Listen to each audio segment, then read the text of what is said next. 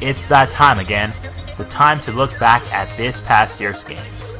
2016 had tons of great games, so picking just one to name it our game of the year is quite a difficult task.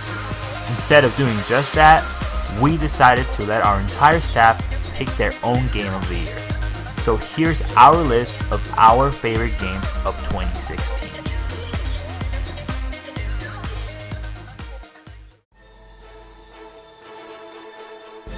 "2016 had many amazing games, but none stood out and made me more excited than Insomniac Games' Ratchet Clank. Yes, you heard that right. Ratchet Clank made a return this year, but not to continue the storyline from the Into the Nexus. This year, Insomniac Games released the very first game of the series for PS4, but with a story to fit the accompanying movie, complete with updated graphics, classic weapons, and new and old characters all in one. My favorite part about the game is that it follows the original storyline relatively well, allowing you to visit the old planets and see classic characters at the same pace that you would before. However, it also includes an updated storyline that still follows Ratchet & Clank going after Chairman Drek, but they include a Nefarious and a larger Galactic Ranger squad in which Ratchet & Clank fight and join respectively 2 games early. The updated graphics allowed a fresh breath into the series, allowing for new and old modern gamers to enjoy the platforming action at crisp 60 frames per second. The music is still heralded as one of my favorite video game soundtracks, bringing forth an atmosphere that really immerses you in the alien universe. Both of these together brings out the nostalgia that once drew me into the series and made me fall in love with it. Insomniac Games is my favorite developer, and the Ratchet & Clank series is my favorite gaming franchise ever to exist. With what they did with this game and the accompanying movie, only show where the series can go from here, up. I really hope that with the success of this game and the hopes of the fans, that Insomniac will bring new life into Going Commando and especially Up Your Arsenal in the years to come, so that we may relive our childhoods with amazing games once again.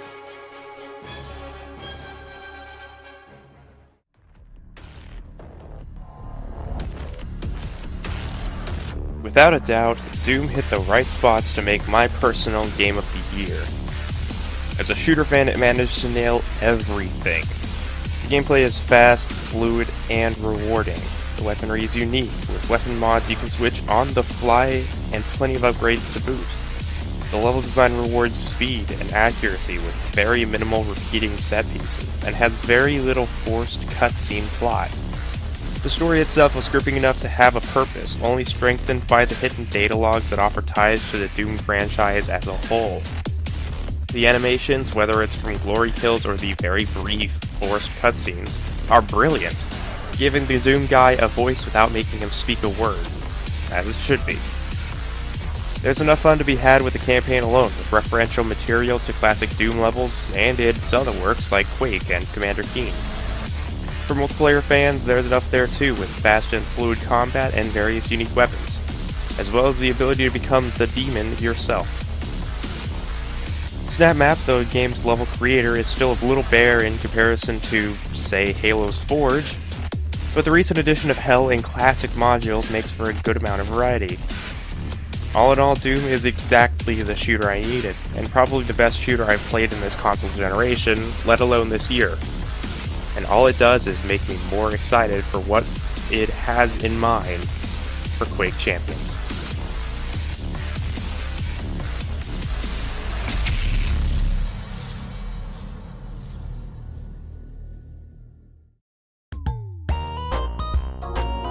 Rhythm Heaven Megamix is my personal pick for Game of the Year. Prior to picking up Megamix, I'd heard lots of good things about the series. I'd only ever tried the DS version in a short demo though.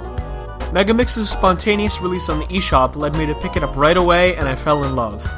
Megamix essentially serves as a best-of collection for the series, containing the highlights from previous titles as well as some new games. In that sense, there isn't a ton of new content on offer, but as a newcomer to the series there was lots to do. What I admire most about the game is how simple it really is, despite its overwhelming, colorful appearance. Most of the time you only need to press a single button. Furthermore, the game relies so heavily on its audio cues that many stages can be completed with your eyes closed. This simplistic nature is further enhanced by the lack of a true scoring system. Sure, you can pass or fail a level, but there are no numbers on the screen during gameplay, just you and the music. This simplicity makes the game relaxing for me, and allows family members to enjoy it as well. And few things make me happier than seeing friends and family enjoy a game just as much as I do.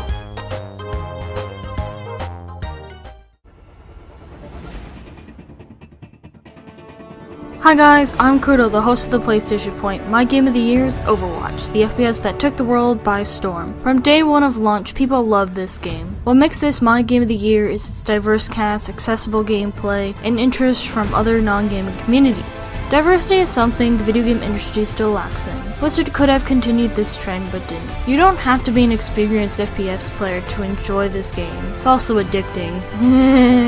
Put in too many hours, and I haven't even owned this game that long. Even people from non-gaming communities have taken an interest in this because of the lore, and they've made it accessible so you don't actually have to play the game to know it. I would hope from this that game companies from indie to AAA would take note of this because representation matters, and Overwatch is proof of that. And that's my reasons for making Overwatch my game of the year.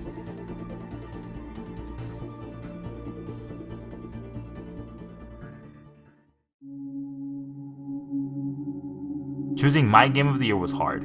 That's because I didn't get a chance to play a lot of games in 2016. However, from the ones I did play, one stood out the most. That's Inside. Inside is a puzzle platformer from Playdead, the studio behind Limbo. And just like Limbo, Inside is set in a dark world filled with bleak dystopian environments. Its setting is phenomenal. You're alone in this dangerous world, and it feels that way. Inside's platforming feels very tight and well executed, and its puzzles range from easy to challenging. Its puzzles never feel too complicated and unfair, which is a good thing. Everything to solve the puzzles is provided for you, and it's up to you, the player, to figure it out. Inside is a very well polished game. You can tell Playdead put so much care into it. Inside is one of those games that deserves to be experienced. The less you know about it going in, the better it is. Do yourself a favor. Put 2 or 3 hours of your time aside and play Inside.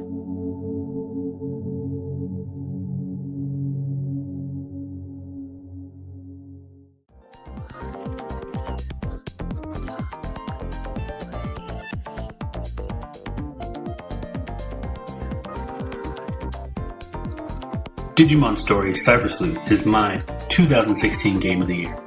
While yes, I mainly play on Xbox, but this game really hit home for me personally, and it's one of the last shows I was able to watch with my father before he passed. I've been waiting for a game like this ever since 2001. The depth, the story, and how I could get almost any Digimon from Seasons 1 through 3 and Season 5 made it easily my 2016 Game of the Year.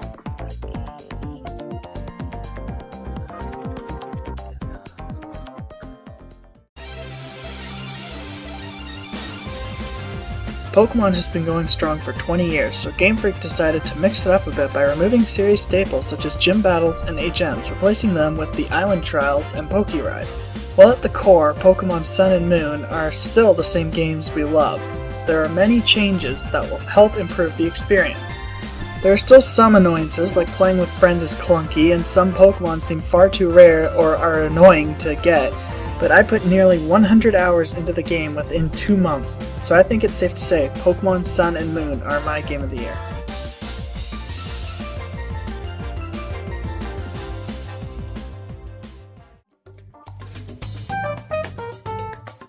There you have it. These are our favorite games of 2016. We are really looking forward to what 2017 has in store for us in gaming. And of course, BlazeKick will be there to experience it. Tell us your game of the year. We really want to hear from you. Thank you so much for watching this. Make sure to subscribe to our YouTube channel and like the video. We hope all of you have a wonderful 2017.